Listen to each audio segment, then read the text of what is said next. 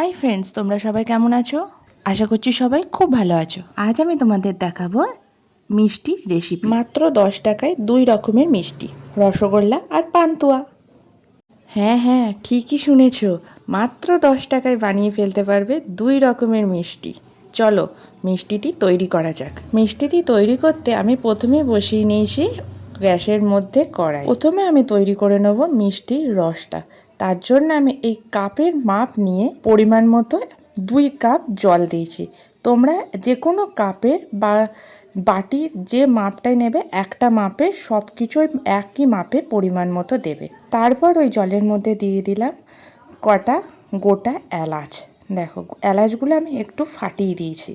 এলাচগুলো দিয়ে ভালো করে নাড়াচাড়া করে নিয়ে 2-3 মিনিট পরে আমি দিয়ে দেবো ওই কাপেরই, দেখো একদম ওই কাপের, আমি যেহেতু কাপের মাপে করছি সেম ওই কাপেই মাপ করে 2 কাপ চিনি। যেহেতু আমি কাপের মাপ করে করেছি তাই আমি ওই কাপেই মাপ করে চিনিটাই দিলাম। তোমরা যদি বাটিতে মাপ করে করে থাকো তাহলে তোমরা বাটির মাপেই সব কিছু উপকরণগুলো দেবে। সঠিক উপকরণগুলো সঠিকভাবে দিলে তাহলে দেখবে মিষ্টিগুলো অতীব সুস্বাদু হবে। বেশিক্ষণ নাড়াচাড়া করার দরকার নেই। 4 থেকে 5 মিনিট নাড়াচাড়া করার পর দেখবে এটা হাতের মধ্যে লেগে যাচ্ছে কিনা। দাঁড়াও তোমাদের দেখিয়ে দিচ্ছি। ঠিক এইভাবে, দেখো ঠিক এইভাবে দেখবে হাতের মধ্যে চ্যাটচ্যাট করছে কিনা, লেগে যাচ্ছে কিনা। এর মধ্যে লেগে গেলে বুঝবে চিনির রসটা আমাদের তৈরি হয়ে গেছে। বেশিক্ষণ ফোটানোর কোনো দরকার নেই।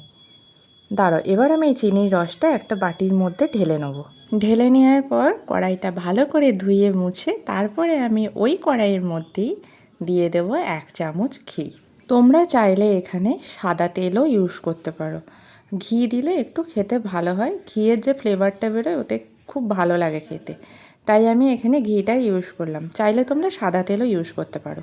তারপরে আমি দিয়ে দেবো, ঘিটা একটু গরম হয়ে গেলে, এটা কিন্তু আমার 1 কাপ দুধ আছে। যেহেতু আমার দুধটা এই সসপ্যানের মধ্যে জাল দেওয়া ছিল তাই আমি সসপ্যানের মধ্যেই রেখেছি। আর ওই কাপেরই মাপ করে 1 কাপ দুধ জাল দেওয়া ছিল। তো তোমরা ওই যে বারবার বলছি, যে মাপটা দিয়ে করবে সেই কাপ বা বাটি সেই মাপেই সমস্ত কিছু উপকরণ দেবে। তারপরে আমি দিয়ে দেব ওই কাপেরই 1 কাপ সুজি। ওই দুধটা একটু গরম হয়ে এলে, দেখেছো দুধটা একটু ফুটতে শুরু করেছে, তার মধ্যে আমি দিয়ে দিলাম সুজিটা। সুজিটা একবারে দেবে না, দেখো আমি একবারে সুজিটা দিলাম না, অল্প অল্প করে দিয়ে নাড়াচাড়া করে তারপরে সুজিটা দেবে। দেখো আমি অল্প অল্প করে সুজিটা দিচ্ছি, দিয়ে নাড়াচাড়া করছি। একবারে দিলে কি হবে, গরম তো দুধটা, একবারে সুজিটা দিলে সেটা ডেলা পেকে যাবে। তাই অল্প অল্প করে সুজিটা দিয়ে সেটাকে ভালো করে নাড়াচাড়া করে তারপরে সব সুজিটা দেবে। দেখো আমি অল্প অল্প করে নাড়াচাড়া করে সব সুজিটাই আমি এবার দিয়ে দেবো। বেশ আমার একটুও ডেলা পাকেনি, খুব সুন্দর সুজিটা দেওয়া হয়েছে। তারপরে আমি ভালো করে, দেখো সব দুধটা কিন্তু আমার এখানে টেনে নিয়েছে। টেনে নেওয়ার পর এটা বেশিক্ষণ পাকানোর দরকার নেই। দেখো আমার কড়াই থেকে পুরোটা উঠে আসছে। এখন আমি এটাকে নামিয়ে নেব। তারপর ওর মধ্যে দিয়ে দেবো 1 চিমটি নুন আর 1 চামচ কর্নফ্লাওয়ার। কর্নফ্লাওয়ারটা দিলে কি হবে, মিষ্টিগুলো ফাটবে না, মানে মিষ্টির গাগুলো ফাটবে না। তোমরা চাইলে কর্নফ্লাওয়ারের জায়গায় ময়দাও ইউজ করতে পারো। 1 চামচ ময়দা ইউজ করে দেবে। তারপরে এটাকে ভালো করে মাখিয়ে নিতে হবে। আর হ্যাঁ, মাখানোর সময় 1 চামচ ঘি দেবে, ঘি দিয়ে মাখিয়ে নেবে। ওটা আমার দেখানো হয়নি কো। আমি এই সুজির ডোটা বেশি শক্ত করিনি কো, শক্ত করলে মিষ্টিগুলোও শক্ত হবে। দেখো তারপরে আমি বেশ গোল গোল করে পাকিয়ে নিচ্ছি। এই সুজির ডোটা কড়াইয়ে পাকানোর সময়তেই তোমাদের খেয়াল রাখতে হবে। যখন দেখবে কড়াইয়ের গা থেকে সমস্ত ডোটা উঠে আসছে, কড়াইয়ে একটুও লেগে থাকছে না, তখনই বুঝবে ডোটা তোমার তৈরি হয়ে গেছে, তখনই সেটা নামিয়ে নেবে। আমি এই ডোটা থেকে গোল আকারে শেপ দিয়ে পাকিয়ে নিচ্ছি। এখান থেকে আমি 2 রকমের মিষ্টি বানাবো। অর্ধেকটা বানাবো রসগোল্লা আর অর্ধেকটা বানাবো পান্তুয়া। দেখো আমার এখানে মিষ্টির শেপগুলো রেডি হয়ে গেছে। এখান থেকেই আমি 2 রকমের মিষ্টি বানিয়ে নেব। আর এই যে ছোটো ছোটোগুলো দেখছো তো, এগুলো আমার মেয়ে বানিয়েছে।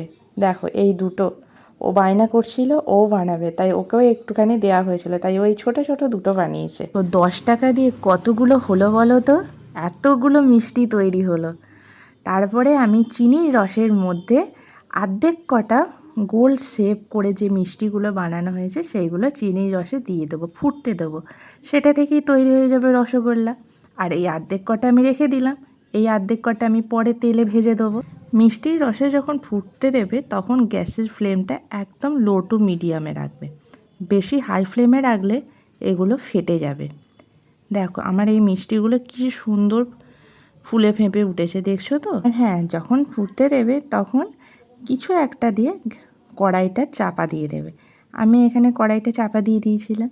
দেখো আমার এখানে রসগোল্লাগুলো হয়ে গেছে। এখন এটা চাপা দিয়ে রেখে দেবো। যত রসের মধ্যে থাকবে ততই এটা আরও বেশি ফুলবে। আর এই দেখো আর অর্ধেক কটা মিষ্টি, এইগুলো এখন আমি তেলে ভেজে নেব। আর এই রসে ডোবানো মিষ্টিগুলো, রসগোল্লাগুলো, এগুলোকে আমি চাপা দিয়ে রেখে দেবো। এগুলো এখন ঠান্ডা হোক। আর যত ঠান্ডা হবে তত এর ভেতরে রস ঢুকবে। বললামই তো তোমাদের, খেতেও কিন্তু অতীব সুস্বাদু হয়েছিল। আর এখানে আমি নিয়ে নিলাম ওই কড়াইয়ের মধ্যেই তেল। তেলটা গরম হয়ে গেলে ওই তেলের মধ্যে দিয়ে দেবো ওই পাকানো মিষ্টিগুলো। এই যে আমি পাকানো মিষ্টিগুলো একে একে দিয়ে দেবো। তেলের মধ্যে যখন মিষ্টিগুলো ছাড়বে তখন কিন্তু গ্যাসের ফ্লেমটা লো টু মিডিয়ামে দেবে। বেশি হাই ফ্লেমে দিলে একদিকটা বেশি লাল হয়ে যাবে, তাহলে তো খেতে ভালো হবে না, তাই না? তাই লো টু মিডিয়ামে গ্যাসের ফ্লেমটা রেখে সব মিষ্টিগুলো তেলের মধ্যে দিয়ে দেবো। মিষ্টিগুলো হালকাভাবে ভাজা হয়েছে, হালকা লাল লাল হয়েছে, এগুলোকে আরেকটু ভাজতে হবে। দেখো বন্ধুরা, আমার মিষ্টিগুলো পুরো লাল লাল করে ভাজা হয়ে গেছে, কিন্তু একটার সঙ্গে একটা কিন্তু আমার লেগে যায়নি গো, আবার ভেঙেও যায়নি গো। দেখেছো তো বন্ধুরা? তাই মাপটা তোমরা সম্পূর্ণ একই মাপে করবে, বারবার বলছি। একই মাপে করলে, পরিমাণটা সব কিছু একই মাপে দিলে তাহলে মিষ্টিগুলো খুব সুন্দরভাবে তৈরি হবে। এবার আমি তেল থেকে মিষ্টিগুলো তুলে নেব। তেল থেকে মিষ্টিগুলো তুলে আমি দিয়ে দেবো ওই রসের মধ্যে। যে চিনির রসটা আমি তৈরি করেছিলাম আগে, প্রথমেই তোমাদের দেখালাম, ওই রসের মধ্যে এই মিষ্টিগুলো এবার দিয়ে দেবো। আর হ্যাঁ বন্ধুরা, তোমরা চাইলে এই মিষ্টিটা আরেকটু মানে কড়া করেও ভাজতে পারো। আমার একটু ভাজাটা কম হয়েছে, তোমরা আরেকটু কড়া করেও ভাজতে পারবে। যত কড়া করে ভাজবে তত এটা গোলাপজাম বা পান্তুয়া যাই বলো, এটা বেশি কালো হবে। এটা হালকা লাল হয়ে এসেছে। দেখো সব মিষ্টিগুলো এখন আমি এই চিনির রসে দিয়ে দিয়েছি। এটা এখন রসের মধ্যে ডোবানো থাকুক। যত বেশিক্ষণ থাকবে তত এটার ভেতরে রসগুলো ঢুকবে, নরম হবে। এই দেখো বন্ধুরা, রসগোল্লা রেডি। কি সুন্দর তৈরি হয়েছে, তাই না? আর খুব নরমও হয়েছে। আর সব কটা দেখো ফুলে ফেপে উঠেছে, কীরকম ভেসে আছে। দেখছো তো বন্ধুরা, মাত্র 10 টাকা দিয়ে তৈরি করা যাবে তোমার রসগোল্লা, আবার পান্তুয়া। কতগুলো মিষ্টি তৈরি হয়ে গেল মাত্র 10 টাকার এক প্যাকেট সুজি দিয়ে। দাঁড়াও বন্ধুরা, এবার তোমাদের পান্তুয়াটা দেখায়। পান্তুয়াতে রসটা আমার একটু কম হয়েছে, তোমরা চাইলে আর একটু বেশিও রস রাখতে পারো।